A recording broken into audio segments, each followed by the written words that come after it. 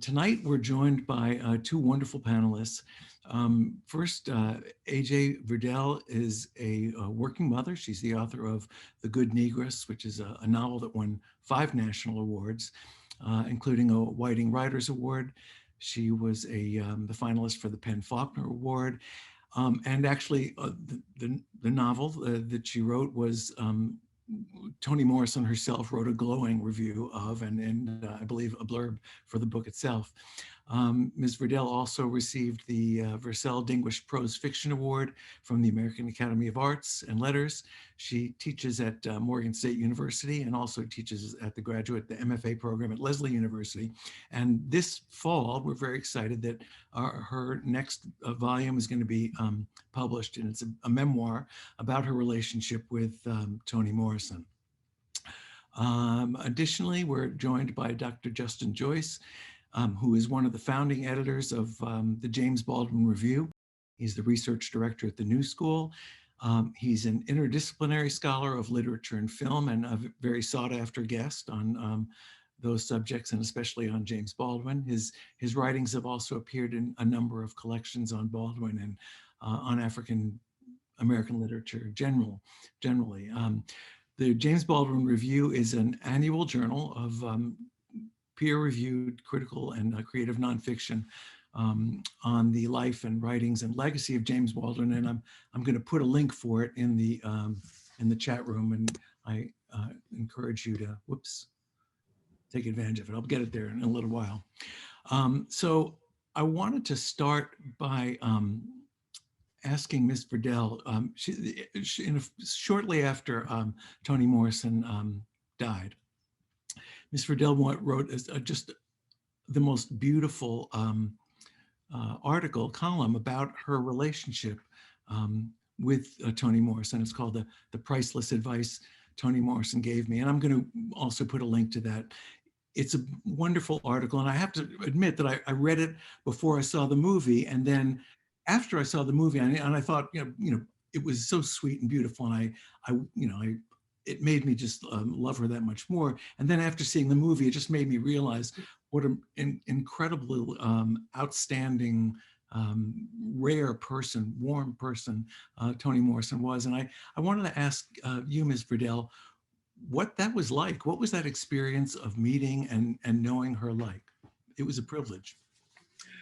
It was definitely a privilege. I also sort of considered it a gift, like an ongoing gift that I got. I was never expecting to meet Toni Morrison. I grew up reading Toni Morrison books. I used to steal them off my mother's bookshelves. I don't think I was old enough to be reading the books when I first started reading them, like 11, 12, 13. But Sula and The Bluest Eye were out before I was 13. And so I remember reading both those books. But then after I trained to be something else. I thought I was going to become a lawyer. I studied political science at the University of Chicago, and then I went on to study statistics in the social sciences. And so I was then going to be a researcher. But I was comfortable. I was 27. I was making enough money. So I decided, well, let me see if I can write, because that's really what I always wanted to do. And so I wrote this novel, The Good Negress, and she noticed it. And in addition to noticing it and sending in a letter to offer a blurb for it, she asked the people at Princeton to invite me to come to Princeton. And apparently she asked them to do that without asking them whether they were going to do it. And so then she invited me to come see her in New York. And I went to see her in New York, and she asked me what I was doing that fall. And I said, I'm going to go teach at Princeton. And she was like, yes, because she said they don't always do what she asks. So that was the beginning of a friendship. It lasted about pretty close to 20 years. And she taught me many things, both explicitly and by modeling. But she had this one idea that was really important to her, which was, when you discover that you have made yourself free, or you've gotten yourself free, or you have been helped to become free, what you then need to do is reach and free somebody else. And so I feel like I was a beneficiary of that philosophy. And certainly I try to pay it forward, I guess it's called. I'm interested to have heard that, because I'm actually just thinking about the way you end that column, and it's I don't want to spoil it for anyone, but it's a turn of phrase that I think she would probably enjoy herself, and would be proud. You mentioned in the column that you made a comment that her honesty was enormous and wild and legendary. And I wanted to ask you, how was that manifest? What did you mean by that? How did you see that? Well, that's an interesting phrase for you to seize from that story. There's a notion called radical honesty. I'm not sure if lots of people are familiar with it, but for a person like Toni Morrison, whose insight was extensive and enormous and incisive and was something that she really cultivated. I use lots of different words for it, especially since I've been writing about my experience with her. One of the words I use is sightline, and I've even been sort of engaging with Sea Line Woman, which is a folk song that Nina Simone sang. And Toni Morrison felt very indebted to Nina Simone in much the same way that I feel indebted to Toni Morrison. I also feel indebted to Nina Simone because I was raised on Nina Simone as well. But Sea Line Woman is a folk song that she reinterpreted and repopularized. And I think about Morrison in terms of her sight lines as well as in terms of being a sea line woman. But anyway, it's just about having enormous confidence in what you're seeing in front of you and being unafraid or undeterred from describing or exploring what you're seeing in front of you, even if most people around you are in denial about this vision that you're perceiving. So in the film, The Pieces That I Am, there's lots of talk about Beloved and how revolutionary Beloved was, but Morrison really could see and cultivated the sightline that a child who was separated from her mother, even by her mother, would be resentful and would be constantly trying to reach back to the mother, which is exactly what babies do. And the child was killed as a baby. And so the entire almost feral impulse of the child in Beloved is to get back to the mother, even though the child is supposed to be an adolescent. So Morrison was unafraid both of factual honesty as well as visionary honesty, because she, as a creative person, had to be really committed to and devoted to the visions that fed her work. Yeah, I think one thing that does come through in the film is that she was courageous in that way, and would not suffer fools gladly necessarily. Right. She spoke her mind. I did want to ask you before I turn to Dr. Joyce. I wanted to ask, what did she teach you about writing, and also about being a writer? I keep thinking of the comment that Angela Davis made in the film about she helped me access my imagination, and I'm wondering I would have been think it would be very intimidating to be mentored by someone like Toni Morrison. I'm wondering what did you take away from that as far as your writing? Well, my experience with Toni Morrison as a writer and teacher was really quite different than Angela Davis's experience, because Morrison was an editor for Angela Davis, and Morrison was in the editorial phase of her life. One of the things that's very clear about Toni Morrison, and one of the things actually that she taught me, was how to manage immediate history so that your circumstances are subsumed to your goals.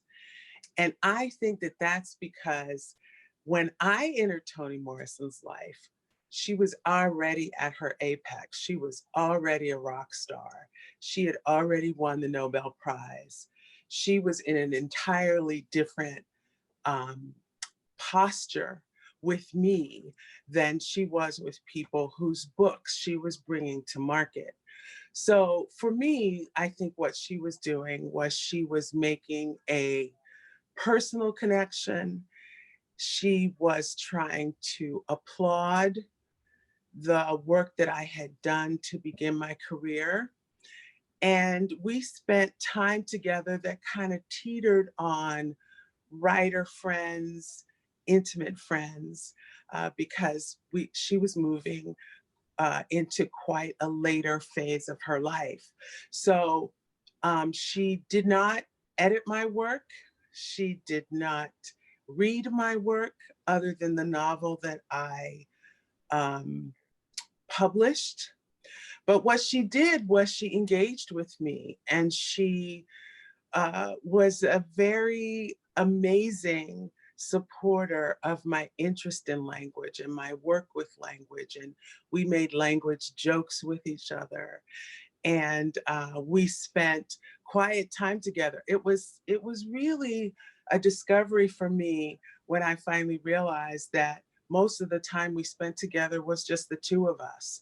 So although I went to a lot of her events, I went to the Paradise book taping that happened at Princeton, and I went to a big birthday party they had for her there, and I went to a dinner that she had for Gabriel Garcia Marquez. And so we had a lot of big pomp and circumstance social experiences together. But once she introduced herself to me, once she invited me to New York, once it became clear that I would be in Princeton, um, we had like play dates. And so she modeled a lot for me.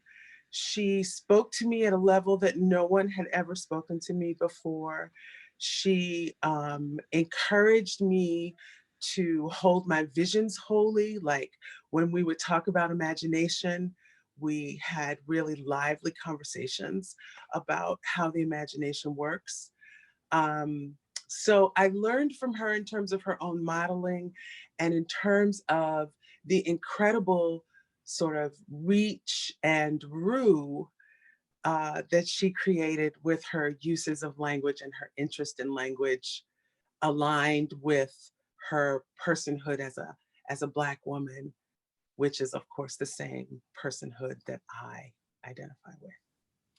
And did you think the film? How did you think the film did in terms of capturing her personality and her character? Because it seemed to me that her personality just leapt off the screen, and her warmth and her joy. Was that your experience as well? Yes, I mean, Toni Morrison had a really wicked sense of humor, and humor is about timing, humor is about insight, humor is about language, but humor is also about how free do you feel. And she talks in the film about sort of once she stopped editing, that's when she started to feel a really giddy freedom. And that was the experience that I had with her. So she was funny, she was warm, she was witty. She could be very, incisive sometimes, if she was, like for example, she was a little bit concerned about why I hadn't published another novel. And so she'd ask me about it and I talked to her about it, and she paused and she said, well, some people can only do one thing at a time, which is funny, but it's also like, and obviously you're one of those people.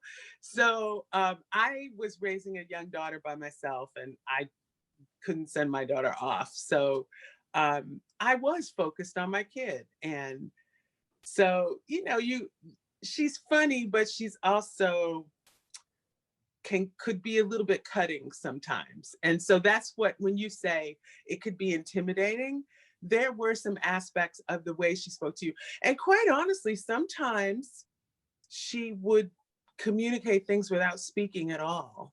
And those were times that you kind of felt like, am I making this up? Is she really saying this to me? Is she going to keep looking at me until I actually do what she's saying? So you would end up, magical realism is a thing on the page, but she also was very dramatic, and she would kind of play with, how can I control this situation with as few words as possible? Wonderful. Economy of words. Yeah. So she certainly came across far differently than James Baldwin came across in the other film. I think what for me, Dr. Joyce, but for me, what really impressed me was his intellect, and his anger, his righteous anger, and the surgical precision of his argument, of his not a lot of joy like we saw from Toni Morrison. How well did the film depict the Baldwin that you knew, or that you know? Um, well, I will say that the film did a fantastic job of presenting that part of Baldwin, for sure, right? It really does tap into his intellectual acumen, his way with words. I mean, a lot of what works for Baldwin's essays, part of the impact that Baldwin had as an essayist, was his ability to make an argument that wasn't necessarily chronological, right? He would sort of weave it in and weave it back and come around, right? And that really broke the mold in a way. And that was definitely portrayed in the film, both with the words that were selected, right? And also with the intercutting with contemporary moments, right?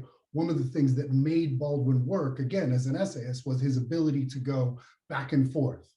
And the film does that really well by intercutting, scenes from Ferguson with historical footage, right?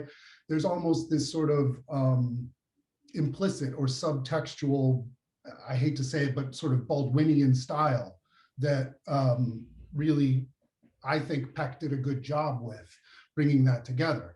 And he certainly tapped into Baldwin's, as you say, righteous anger, right? And made it work and relevant for people who've never read Baldwin before, didn't know anything about him, right? It sort of needs to be said that, yes, Baldwin was a very, very talented writer and a very, very smart man who had a lot of important things to say. But part of the reason that Baldwin is having a renaissance as of late is because he is still so painfully, tragically relevant, because of all the ways we have not made significant progress from the things that he was talking about 50, 60 years ago, right? So I think that Peck did a fantastic job getting that across. I have a ton of respect for the film. I have a ton of respect for Raoul Peck as a filmmaker. I think he did a fantastic job. But I will say that there is a big part of Baldwin that doesn't come through here, was that one of the things that made Baldwin such an intellectual powerhouse was his ability to deal with several things at one time. And one of the main sort of vacuums or missing parts of this is all of Baldwin's sexuality and his openness about his sexuality. That's just almost completely gone from the film. And a number of scholars have pointed this out, and a number of people have been, upset about this. And I mean, I didn't make the film. Like I said, I have a ton of respect for the film that was put out, and that's certainly Peck's choice.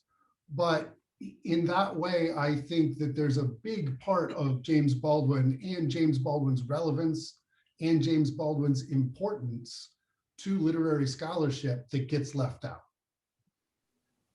Is that? Yeah, no, that answers. One thing that also that I don't think I appreciated that much until seeing the film was how invested he was in this country. I think he genuinely believed in the promise, that there was promise, but even as he was, obviously disappointed in the practice, right? he made this comment about the country, which is your birthplace, right? And to which you owe your life and identity, um, had not in its whole system of a reality evolved any place for you. And that was the tragedy. And he also made this distinction between being a witness and being an actor.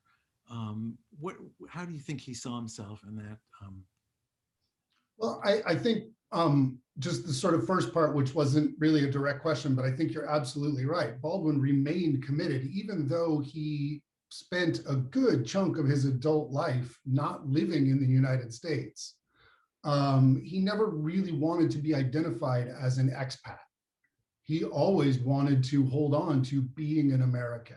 He was never willing to let go of his citizenship, and he felt a real duty not only to come back and be active and be part of the civil rights movement and be in different events and helping with voting drives, but he also, I mean, there's a sort of famous quote that, I love America more than any other country in the world, which is why I insist on the right to criticize it. Right. And I mean, he really felt that, and he really lived that, right? Part of the reason that he lived outside of America is because he felt he couldn't get what he would call his work done, right? And this is sort of more directly answering your question, is that he really felt himself to be, first and foremost, at the beginning of the day and at the end of the day, to be a writer. That's what he was put on the planet to do, whether he wanted to or not. And that's the only thing that he could offer. He really sort of identified in that way, but he was pulled in a lot of different directions, and he was sometimes unwillingly meant to be a spokesman or an activist or an actor. And so you see a lot of his essays and a fair amount of his writing work where he is pushing against that distinction as to, well, am I an actor in this historical moment? Am I an activist, or am I a writer? And he would explore that in order to always come back to, I am a writer. And that was part of his, witnessing, is that similar to what Ms. Verdelle had said about Toni Morrison, is that, being able to tell that truth, witness that truth, sometimes even if it is uncomfortable, or because it's uncomfortable, despite the fact that everybody else is happy to be on the ostrich plan and not even recognize this truth. James Baldwin consistently railed against that. We need to recognize these truths, right? So that's part of why that dichotomy comes up all the time. It's because he felt pulled in those directions, and yet always wanted to only, well, not only, but solely identify as the writer, as the witness. Yeah. So, I think we both clearly also felt that racism is a white man's problem, right? I mean, they would say it in different ways, but I think they both said that. I mean, and Baldwin talked about it not being a racial problem, but a problem of whether or not, you're willing to look at your life and be responsible for it, and then begin to change it. And that is still the problem, right? I mean, I think that's really what the ask is in this whole truth and reconciliation journey that we're all on. Toni Morrison, I think had similar feelings. I mean, correct me if I'm wrong, Ms. Verdelle, but I remember also her saying in the film that he talked about, you can only be, if you can only be tall when someone else is on their knees, then you've got a problem, right? White people have a problem. But to me, this brings up in a way kind of a paradox here, because if it's one thing if racism is the white man's problem, but it's not the white man who's oppressed. So how did Toni Morrison address that, Ms. Verdelle? Well, one of the things that's true about creativity and sort of accepting for yourself a role as an artist is that you realize how much your work and your thinking is dependent on your ownership of what you're thinking and the work that you are motivated to do. And this is where the distinction I think that both Baldwin and Morrison are making arises and has significance in that um, you're correct that people of color or Black people are victims of racism, but the ownership of that situation is a burden for us. It increases our victimization for us to own it. And the reality is that we can press against it, and we have, and we do. We've done it since the beginning, even though when we were all enslaved, our resistances, the successful resistances were covert, and the unsuccessful expressions of resistance resulted in terrorism, like lynching, like slave chasing, like slave catching, like selling down the river, like family separation, which was a baseline of slavery. So family separation for the enslaved people was the expectation and was the way in which increased profits were made, not just from crops, but from selling the babies. In one of the films, I think it is in, I can't remember. I watched them both recently for this event, but one of them had a lot of slaves for sale. And when they, I guess it's the Baldwin film, when they processed through them, one of the slaves for sale was an infant, and it really didn't have any price or any characteristics. It just said infant, and it resonates how much that sale is really about just entrapping this person for an indefinite future. Infant, slave, this is a good deal kind of thing. So yes, we continue to resist, but quite honestly, it's not our problem to solve. And if you think about it, and I think both Morrison and Baldwin thought about this way, that this is a pathology. And I mean, it's hard to look at and not understand that it's a pathology. I mean, who wants to beat Rodney King in the street like that? Or who is it that thinks it's a great idea to shoot 12-year-old Tamir Rice? Or why are you in Gone with the Wind, or whatever that movie was, where the weird looking white guy was beating the man, and then the other man was saying he's done for massa. But anyway, he's beating the man, and who wants to split somebody's back with a whip? I mean, this is insanity. And this idea that, well, we're going to convince them that they're inferior, that they're not people. But obviously, all these people are people. And you look at a person like Toni Morrison, you look at a person like James Baldwin, and you see that these people have like crackerjack brains. These people are like geniuses.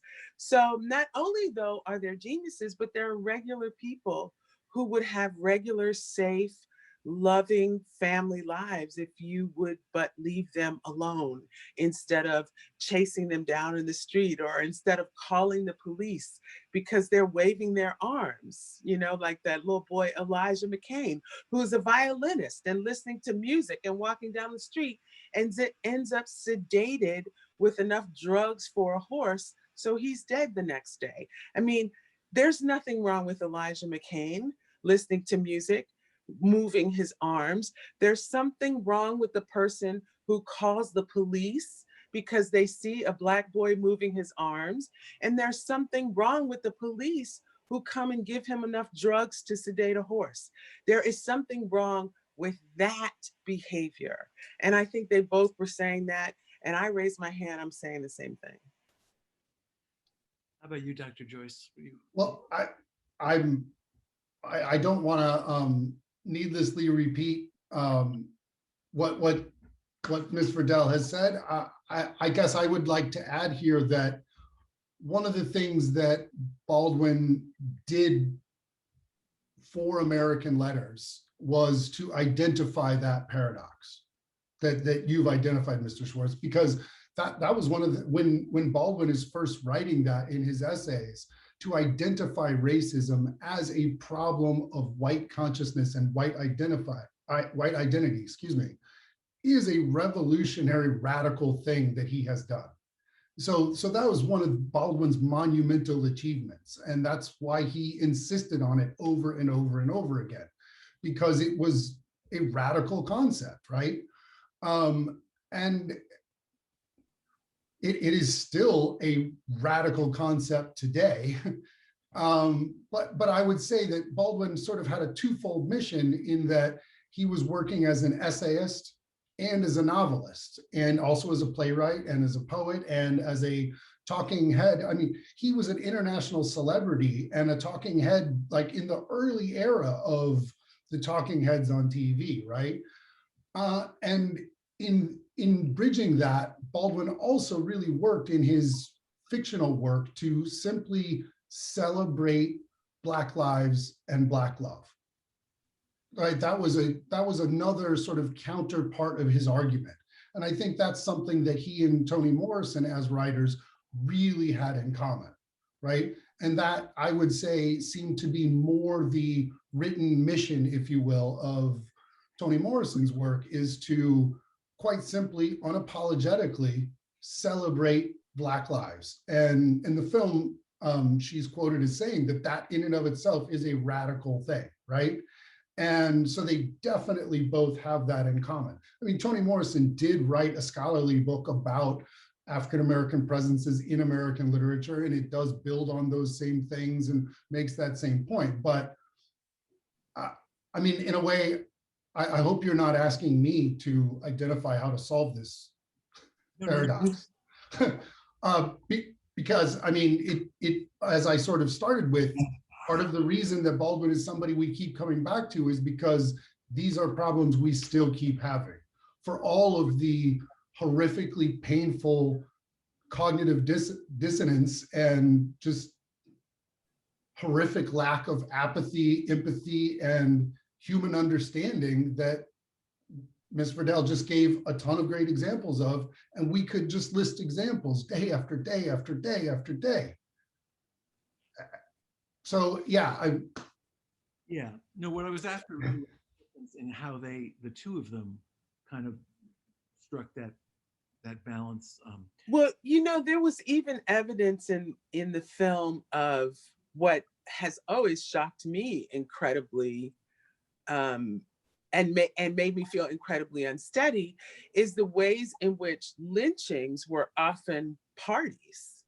You know, like that there's going to be some guy, or there's going to be these guys who are lynched, and everybody should come out and look, and we're going to take pictures, and we're going to bring the kids, and we're going to set the guy on fire. I mean, it's like the idea that this behavior would not be considered pathological is curious and bizarre, because it's pathological behavior. And, you know, for myself, I don't want to see anybody murdered. I don't want to see anybody's skin split. I don't value money enough to murder and terrorize and abuse people. So here we have this whole cadre of folks, some of whom are leaders and others of whom join the bandwagon, go to the picnic. But the reality is we have enough knowledge as a society to be able to see that this is pathological behavior. And, you know, I often make this joke that white men only listen to each other. And so my feeling is, white men, you know, you guys have to talk this through. You have to get help. For those of you who enjoy splitting other people's skin, or kneeling on other people's necks, or hunting down Black men as if you're shooting a buck, which of course was a name for Black men at some point. So this behavior needs to be, going back to where we started, it needs to be honestly appraised. And the people who have this problem have to own it. And if they can't own it, they have to be made to own it by a community of their peers. And we have never been credited or allowed to be their peers. So the community of their peers, yes, they will have to solve this problem. You know, one of the other things that I would say is an important link between Baldwin and Morrison is they both had an absolute unshakable commitment and faith in the power of words and the power of language to work in the world, do real work, right? It's not that we're, you know, as fiction writers or as scholars, it's not that we're just sitting around reading or writing books. No, we're doing real actual work in the world.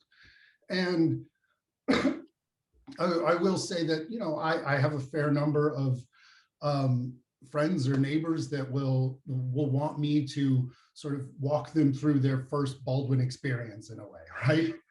And nothing frustrates me more than when somebody comes to me after they've read a few Baldwin essays or a few novels, and they say, well, as a white person, what am I supposed to? And it's like, well, wait a minute. If you were reading here, you would want to not identify as white. Like, let's start with that. And it just, the amount of times that comes up is just shockingly, depressingly predictable, right? That's how it always starts. Well, as a white, no, what you didn't read it at all, apparently, right? So it just, I guess I'm trying to make the link of the power of words to work in the world, right? So, you know, one of the aspects of the Raoul Peck film, the I Am Not Your Negro film, that was most fascinating to me was were the segments about white fantasy. Those aspects of the film where from the pajama game and Doris Day, and you know, and there's a line where Baldwin's, because the film was based on 30 pages of a project that Baldwin was trying to complete, which obviously he only got through 30 pages. But there was a line: the great majority of people do not live this way. And although I don't know that I would have described it the same way that the great majority of people do not live this way, but it's probably accurate. Certainly most African-American people do not live that way. And the way that most African-American people live and try to survive, I think that most white Americans have no understanding of, and certainly our political class seems to have very little understanding of it. So that's another sort of, the sort of housing, residential, educational, neighborhood, SMSA world that we occupy so differently, I think is something that Morrison was trying to get to, in the sense of, if you remove the white gaze, this is what you have to look at. And people are tricked into living in the bottoms, and people are trying to get jobs, and they're all going to get killed in the poorly constructed tunnel. So yeah, the geography situation is a very big deal, and it is not discussed sufficiently, and I think it's not sufficiently seen. I wanted to get to a question, a couple of questions that people have been asking. Here's one that question is, growing up in the 70s, I'd read some of Baldwin's contemporaries like Richard Wright, but to be honest, I only just recently became aware of Baldwin. Some connoisseurs told me that this was intentional, that Baldwin wasn't on the shelves and talked about. Why do you think it was? Do you think it was intentional? And I guess is the question. And then why would Richard Wright and his contemporaries be more available and more accessible, but not Baldwin? Was it due to his radicalness and directness in calling out our racist society? Dr. Joyce, you want to? Well, I will say that yes, I'll go the sort of direct route and say, yes, it was intentional, in that Baldwin presents a particular challenge, right? And he presents a bunch of challenges all at once, right? So one of the challenges that needs to be admitted is that he's a difficult writer to read, right? Just at the sentence level. Like, there's just tons of, phrases and clauses. It is difficult to read, right? So that's part of it. But the bigger and more important part is that Baldwin sort of bridged all of these different categories, and none of them enough for whoever was the gatekeeper, right? The sort of most important and most obvious reason that Baldwin was often ignored and not put on syllabuses, not put on bookshelves, is because of his open sexuality, right? Baldwin did not want to identify as a gay man because he had lots of issues with the way that identity category was constructed, particularly as a white construct, right? But he was very open about his bisexuality, and he was rather effeminate in his presentation, and he was very readily labeled and accepted the label of being a homosexual. And this was absolutely a huge impediment to him being in the canon, right? And the other thing is that there are the question was asked about during the 70s, right? So after the civil rights movement is cut short, then there's a rise of palpable Black power authors, many of whom were very openly attacking Baldwin for his homosexuality. So on the one hand, he is not allowed to sort of be part of the American canon because he's openly living a queer lifestyle. And on the other hand, to use a sort of really simplified shorthand, he's not radical enough, or he's not Black enough. So those sort of things combine with the fact that he is a difficult writer to read, and he gets written off and ignored for a very long time. And it's not really until the advent of cultural studies in the American Academy, right, that we have the critical lens to be able to see a writer as not a Black writer or a gay writer, but a writer that can live in both of these worlds and intersect in all kinds of different ways. That Baldwin really sort of starts to come to his own in the American pantheon of letters, right? Yeah, I think also that Baldwin was very interested in love, and whether that was familial love or familial love gone awry, whether it was sexual love, heterosexual love, or homosexual love. I think even more so than Morrison. Morrison was interested in love for the culture, or love for the people, or love for the separate communities that we managed to shape together, that provided what little protection we could have from the brutal society in which the brutal society that surrounded us. And I think people are not really accustomed to Black love. I mean, if you deny humanity to a character or to a person or to a group of people, part of the humanity that you're denying is that people have hearts, people actually experience fondness and attachment and affection and need for other people. And that erasure was really important in order to support the system that imposes kind of these dregs of life on African Americans. If you allow that African American men and women, or women and women, or whomever can love each other, then can you justify throwing them to the wind separately, the way we have been thrown to the wind for so many hundreds of years? Yeah, I think it was, it may have been Oprah who made this comment that about beloved, that it forced us to imagine slaves as human beings. What do you think the Toni Morrison's legacy is? Oh my goodness.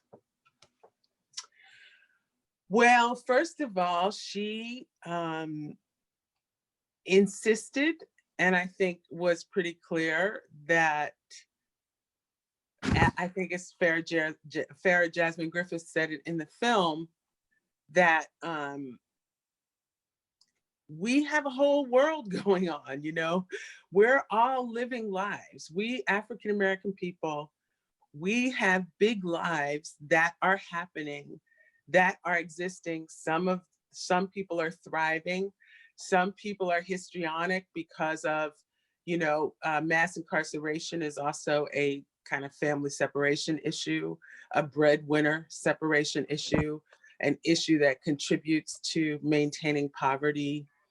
And I think Morrison really was the first writer to say, these lives can be portrayed or exhibited or demonstrated or shown to be real without the kind of lens finder of what white people think of these lives. So we can kind of look at the outcomes of what white people have made of these lives, but inside that, there are full, whole, huge, dramatic, important lives being led, 5 and 6 of them in families, children becoming intelligent, children becoming mature. And so I think that Morrison's legacy is really about, number one, look at the genius we can be, because she was definitely a genius. And number two, look at the full lives that we lead, even though we might live in the bottoms, or we might die young, or we might murder somebody. She actually told the story of a murderer in the book Jazz. Margaret Garner was also a murderer. Now, in terms of writing, though, I think Morrison really taught some major lessons. For example, one of the key aspects of Morrison as a writer is that she carried her ideas with her for a long time. I mean, she discovered Margaret Garner when she was doing the Black Book, which came out in 1973. And Beloved came out in 1987 or something like that. So 15 years she carried that around, if not more. And then the story of The Bluest Eye, where the little girl said, I prayed to God for blue eyes. Well, that happened when Morrison was 11, and The Bluest Eye was published when she was 37 or 39. So she really knew how to hold on to what her vision was, and she was prepared when she got to it. And so that's a very encouraging and sort of idea management strategy that a writer can really benefit from. So that's her writing, one of her writing legacies, one of her many. She also talked about this, the concept of the white gaze, and I guess you could maybe just elaborate on that a little bit. I think it would be interesting. And of course, there was a cognate for James Baldwin. We talked about the little white man who sits on your shoulder. I think that was something that a comment that Baldwin made in that film. Yeah, well, it's exceedingly important not to see yourself as other people see you in general, because then you are distancing yourself from your own self-concept. But it's particularly critical that you, as an African American, not see yourself in the way that the white gaze, the white canon, white history, white terrorism would have you see yourself, because in that case, you never look up. In that case, you basically are re-enslaved, because there's very, very little accuracy to the white gaze about the African American person. And certainly the white gaze is going to be the very last person to announce to you that you're valuable, that you're contributing something, that you're impressive, that you're needed, that you are strong. So the white gaze is to be acknowledged and resisted in real time, but it's also to be rejected interpersonally, so that you have a chance at life. Yeah, it seems to me that she was more, it was easier for her to not to engage in that. It seems that Baldwin was fighting that every day. Correct me if I'm wrong.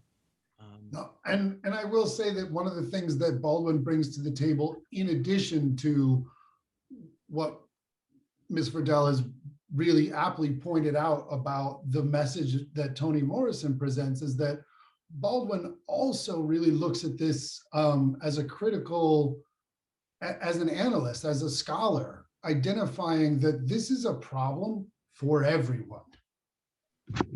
The white gaze is parasitic, and it is horrifically, woefully inaccurate about one group and another group, but it is doing huge psychological and emotional damage to all of us, right?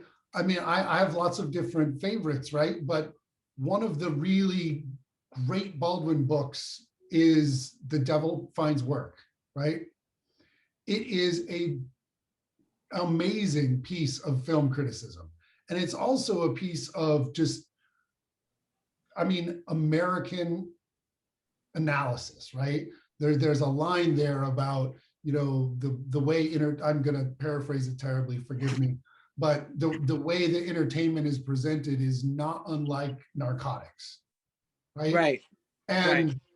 And I mean, that's one of the things that Baldwin really does so well and makes his writing so powerful, is that he really insists over and over and over again that the prevailing normative sorting of American culture is bad for everybody, even for the people that putatively should benefit the most.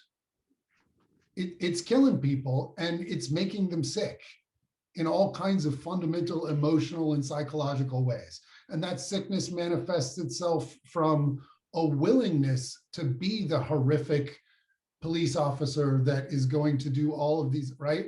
Or in the horrific willingness to not fund schools and do all, I mean, I promise I won't step onto my,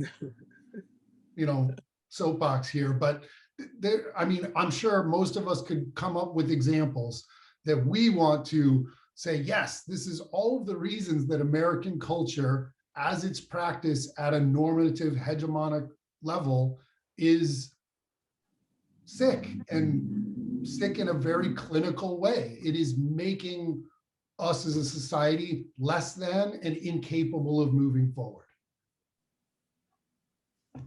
And I think that Baldwin did a phenomenal job of being able to do both of those things. Talk about how exponentially impactful it was on people of color, but also how it impacts everyone.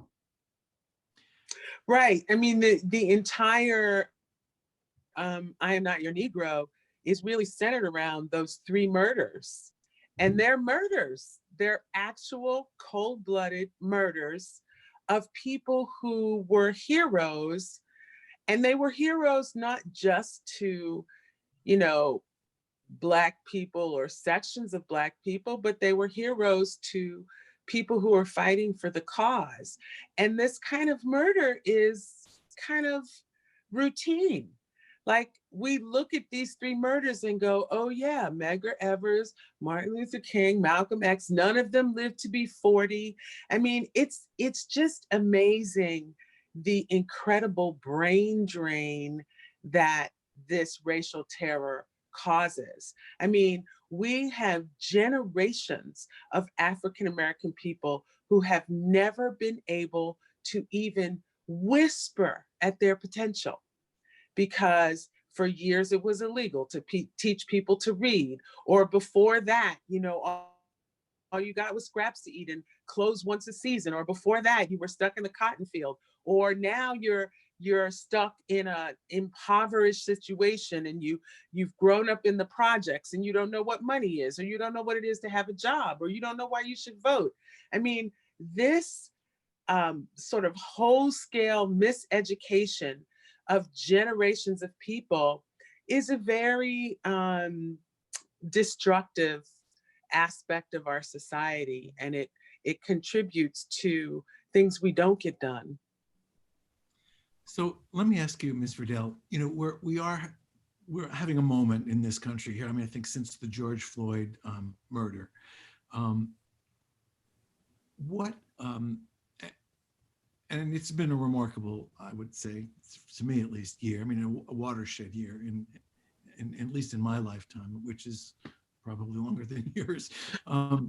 But so I wanted to ask, which of Toni Morrison's books do you think, you know, if someone, which do you think speaks to this moment, or if there is one at all, that people might want to grab? Well, you know, my colleague here was just talking about how Baldwin is difficult to read. Morrison is also difficult to read.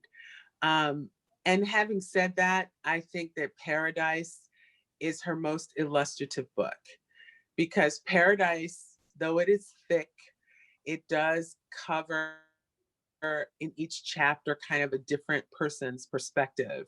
And it starts with violence.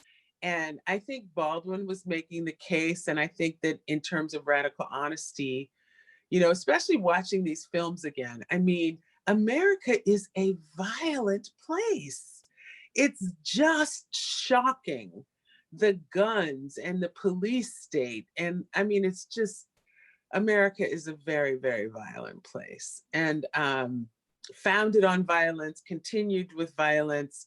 AR-15s, we're shooting up schools now. I mean, it's just, it's like, hey guys, can we can we call it? Can we put a lid on this? But anyway, Paradise covers some of that violence. The book starts with violence. My favorite scene in Paradise, I'm not spoiling anything for anybody because lots goes on in the book, but there's a scene in Paradise where these people are running away west, just like white people did mythically with their covered wagons and all. But these people are running away west, and of course, most formerly enslaved people who ran away, they ran away on foot. And if they had shoes, good. If they didn't, they tried to wrap their feet in rags. So these guys are running away and they encounter this group of white guys, and the white guys are like, oh, y'all are twins. That's interesting. I never seen nigga twins before. Why don't y'all do us a little dance? And one twin refuses and the other one starts to dance. And so the guys take out a gun and they start shooting at the ground, telling the one who's refusing, you better dance. And he doesn't, and they shoot him in the foot. And this causes such a rift between the twins that the one who's hobbled now, because he's been shot in the foot, he runs away and leaves the family. And the one who danced is left with his shame and his absence of his brother.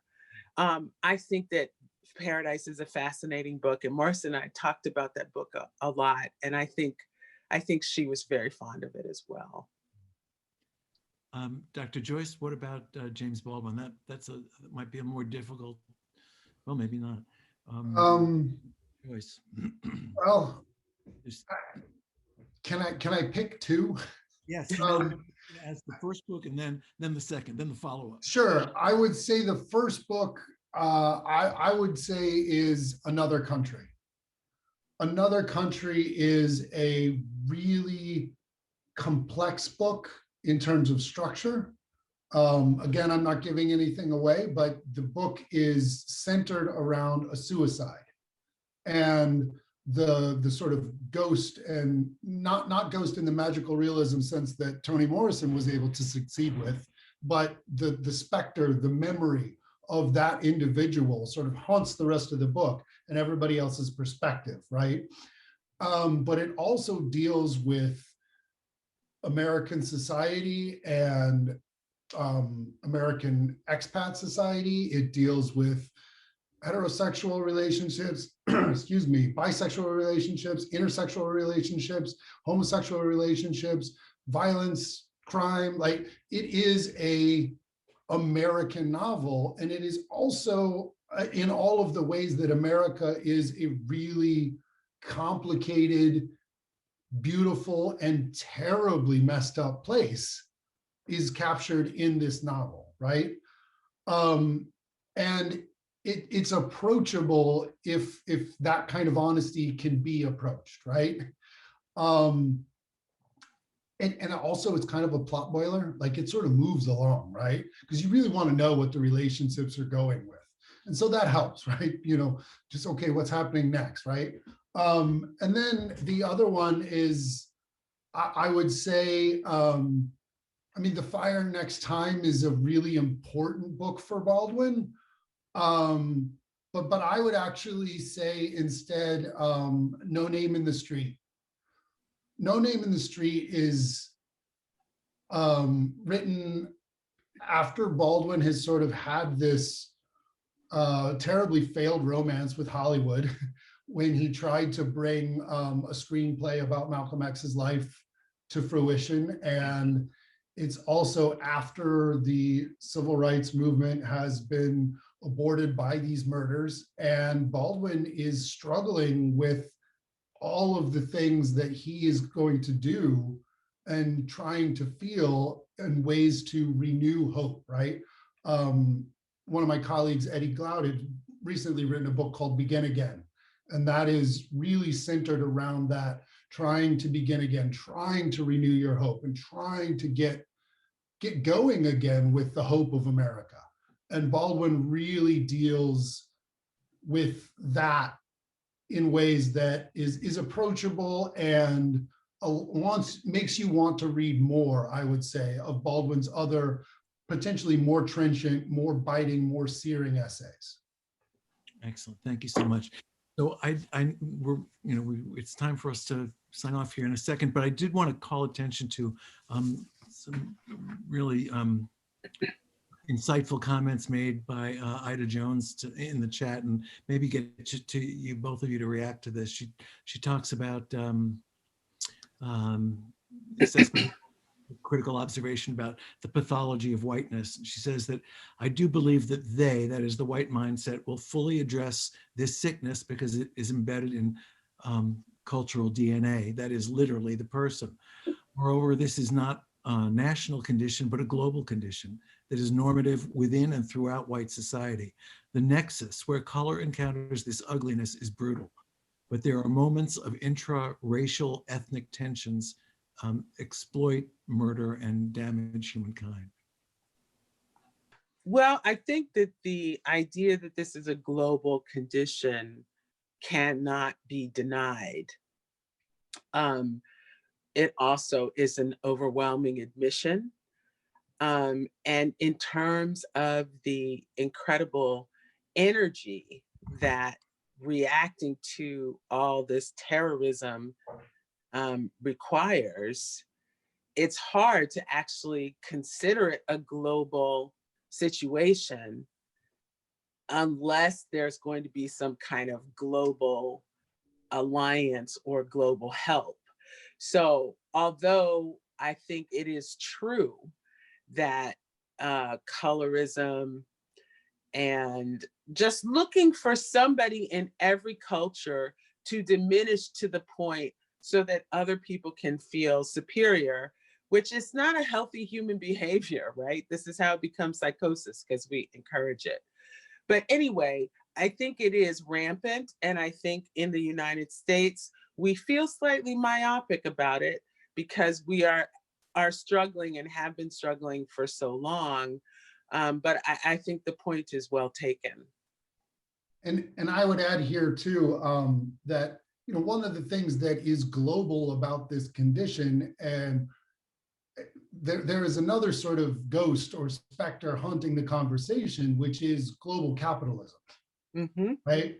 And I'm not advocating that we overthrow the capitalist system, but some limitations may be in order, right? It is certainly not a coincidence that the modern conceptions of race that we know and deal with today were quite literally invented at the same time in the history of the world that we made the shift from a royal patronage system to mercantile capitalism to global capitalism. We now have the idea of global neoliberal capitalism being somehow a new thing. Capitalism was global because of the slave trade, right? Correct. And part of the sicknesses that's involved here is the getting, the acquiring, and certainly the zero-sum game of economics, because that is a huge part of what motivates the drive to make someone else less than, right? Part of the lesson that Baldwin wants to teach about slavery is that the people brought from Africa had to be considered less than people in order to deal with all of the terrible things that were being done to them in the name of capital accumulation, right? Mhm. So, I mean, this is a huge extra nut to crack. And I think that, apologies, but I think it was Ida, but I mean, you're absolutely right. But there's another specter here that certainly needs to be part of the conversation. Wonderful. Thank you so much. Thank you both. This was a magnificent evening. Really, I am so moved by everything I heard tonight, and I really enjoyed it. I really enjoyed, and I appreciate so much that you both spent the time with us. And thank you again. I hope you'll join us again some other time. Our next movie night is going to be on April 1st, first Thursday of April, and we're going to be talking about Hoop Dreams. It's right before the NCAA Final Four, so we thought we'd be a little topical there. And we will hope that you'll all be able to join us then. And until then, thank you again so much, and we'll see you next time. Appreciate it. Thank you. Thank you for the work you do. Appreciate you.